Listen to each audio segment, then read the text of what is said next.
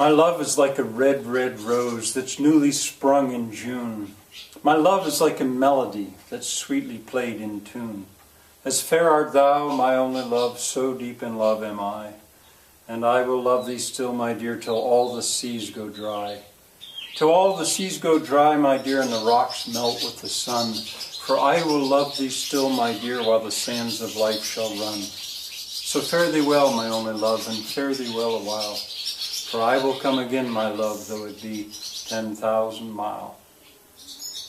That's a Robert Burns poem. I forgot to mention it. It may be one of the most famous love poems in the English language. And one other thing I wanted to tell you about Robert Burns is he wrote in dialect. I like that about him. As a matter of fact, I wrote in dialect for a while. My masterpiece, I call it, the Eve of Christmas. I wrote that in dialect. I invented a spelling system to do so. So I don't know, Robert Burns in some ways, I'm not going to say he's my favorite, but I like him. I love the fact that my audience is so noisy. The barn swallows are happy. All right, well, still the Romantic movement, Romanticism, Romantic period, still Britain, but now turning from poetry, turning to British novelists. Well, Jane Austen, a lot of times I skip her, I forget her.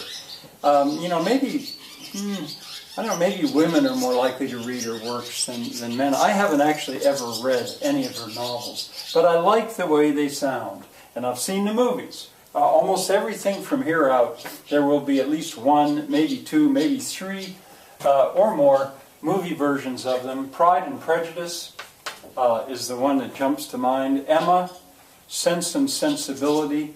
I can't sort them out, but my wife and my daughter, they both know them well. A wonderful writer. Sir Walter Scott, he was Scottish, and he wrote a little bit of poetry, but he's best known for his historical novels. See, this becomes a new genre, really, historical novels. The Romantics were interested in what was far away in time and place. And what was far away in time was the Middle Ages. Ivanhoe is set in England right at the time when there are the Norman invaders and the Anglo-Saxon peasantry, and Ivanhoe has to kind of make a choice between the two of them. I think when I was in 9th grade, say when I was 15 years old, we had to read that, but I think we read an easy version of it, maybe. I don't know. But it's one of those, it influenced me to get me interested in English history and the history of the English language. That contrast that was there before the two joined together. Rob Roy is another one that's similar. This has been made into at least 2, maybe 3 movies.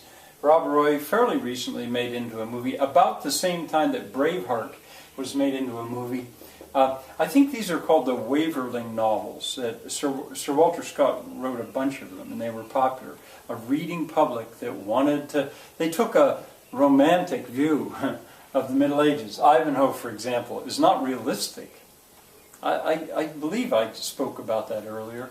Rebecca, the Jewish woman, was about to be burnt at the stake for being a witch and is rescued.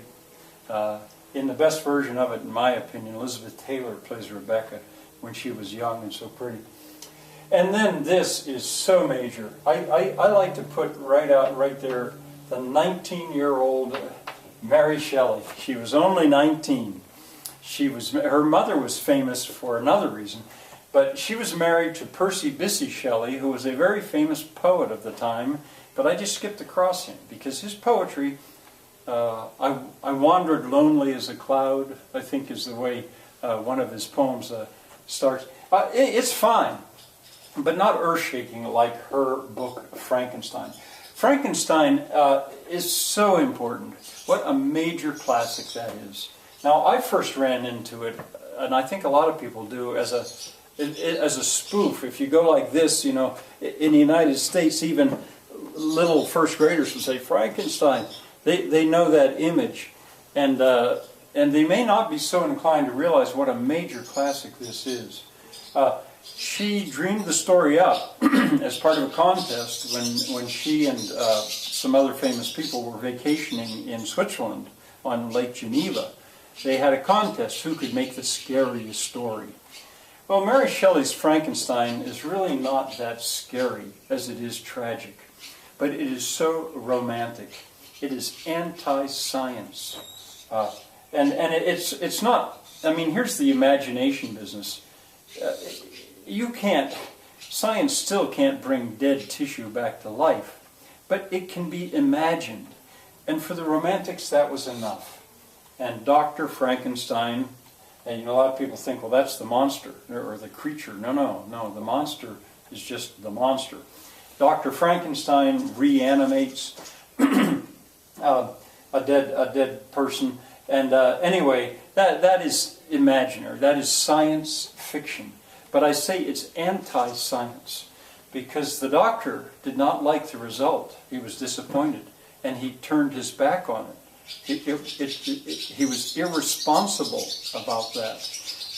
And the creature was lonely. Everyone ran from the creature. Well, I don't have time to tell it all. I say it also begins the genre of horror fiction. There might have been a tiny bit of each of these before, but there's the one that really gets those genres off. And look at how enormously important that is in the modern world. And this one as well. Bram Stoker's Dracula is much scarier. And sometimes I don't write that down. I don't mention it. It came later. But there is the classic. I recommend highly the one that Kenneth Branagh did. It's called Mary Shelley's Frankenstein, the movie. Kenneth Branagh plays the doctor. Not for little kids. I mean, there's parts in that I wouldn't. I did use a little bit of it typically in school, but it was just where they were in an alpine field and the lightning strikes a rod, and to see the way they're dressed and more, and also to see the north face of the Eiger in the background, just to sort of show them that that's there. But I would be careful with this. I wouldn't use very much of that in school or with your students. Now, it has been spoofed endlessly, and I've got to admit, the Young Frankenstein is very funny. I just don't like, and I usually show a little bit of that to the classes too, or at least I used to, where he goes into the hermit's cottage, so the kids can get a laugh out of that, and a little bit before. But anyway, it's important, and so I recommend that too, especially if you like spoofs. Okay, I have still another video today.